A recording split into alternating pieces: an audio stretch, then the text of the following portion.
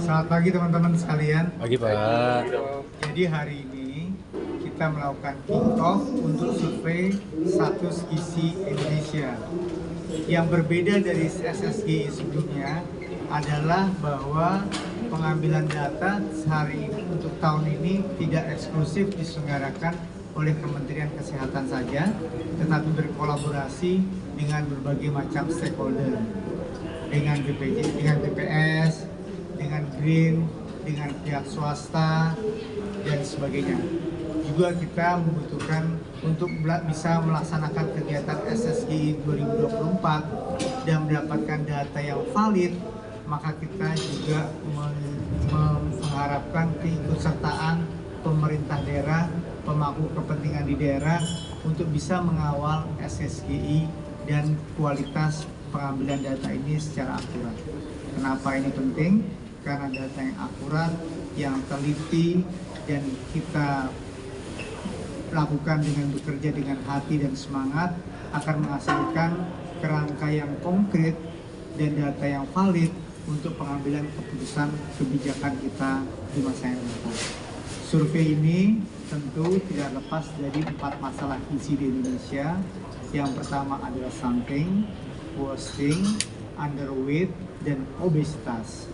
Dari data tersebut nanti akan kita petakan berapa yang stunting, berapa yang wasting, berapa yang underweight, dan berapa yang obesitas pada anak-anak. Ini akan membuat percepatan kebutuhan akan data gizi masyarakat, terutama anak-anak di Indonesia, lebih baik lagi, perencanaannya akan lebih konkret lagi, sehingga ini akan menjadi jembatan kita mempersiapkan Indonesia emas di tahun 2045. Apa yang terjadi pada anak-anak sekarang adalah cerminan apa yang akan terjadi di 2045. Sehingga kalau kita bisa melakukan survei dengan tepat, mengambil langkah konkret political will dengan baik, maka kita akan ciptakan generasi sehat di tahun 2045, di mana momentum bonus demografi adalah terletak pada kesehatan anak-anak di masa sekarang ini. Terima kasih. Oke. Pak, targetnya Pak, ini kan permasalahan dari masalah gizi ini seperti apa sih Pak mungkin sebagai gambaran sekarang ini, apalagi kan sekarang pas sudah dibentuk Badan Gizi Nasional juga, ini bagaimana Pak mungkin untuk gambaran? Ada koordinasi nggak Pak dengan Badan Gizi Pak? Oh, nanti kita pasti akan koordinasi dalam implementasi perintah pelaksanaan programnya. Yang kita lakukan sekarang adalah surveinya untuk melihat gambaran di masyarakat pola gizi anak-anak di Indonesia itu seperti apa sih. Nah, seperti itu nanti kita akan memberikan masukan kepada Badan Gizi Nasional untuk mengambil kebijakan. Kalau sejauh ini gambarannya seperti apa Pak? Ya tadi sudah saya sebutkan, memang penurunan stunting kita saat ini hanya mencapai 21,5%. Seharusnya kita 17%, tetapi mungkin dengan melakukan evaluasi yang lebih bagus, kita nanti bisa mencapai target.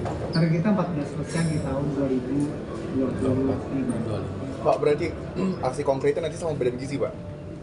Nanti akan kita evaluasi, aksi konkretnya pasti akan kita evaluasi. Pak, Mpox Pak. Update Mpox Pak. Pak, Mpox Pak. Dan penanganannya Pak mungkin. Kita sudah melakukan mitigasi untuk Mpox ini di beberapa kota, dan sampai saat ini sudah terdeteksi. Sebenarnya Mpox ini bukan masalah yang baru.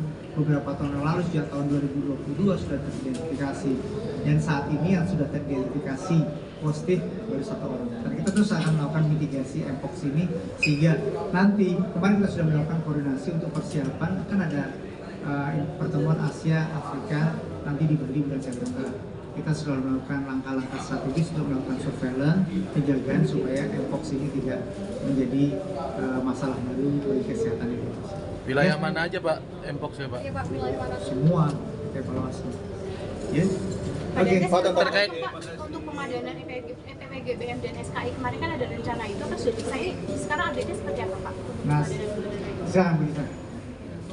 Yang EPWGBM dan SKI kemarin kan akhirnya akan dilakukan pemadanan, dan kalau nggak salah sudah selesai Bu. Nanti update untuk hasil pemadanan data. update terbaru. Tapi kalau pengukuran serentak yang di tadi PPGBM itu nanti akan dilakukan untuk tindak lanjut dari anak-anak yang kita identifikasi beresiko stunting.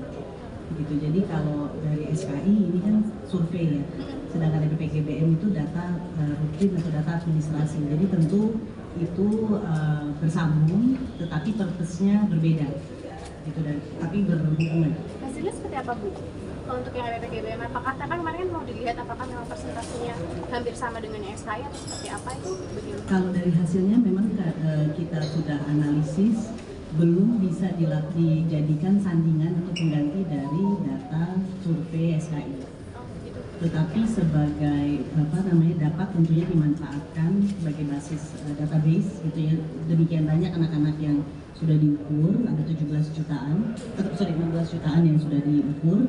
Kemudian dari situ kita udah identifikasi ada sekitar 5,6 juta anak-anak yang berisiko stunting, sehingga plus 1,1 juta yang diidentifikasi stunting Pak ya.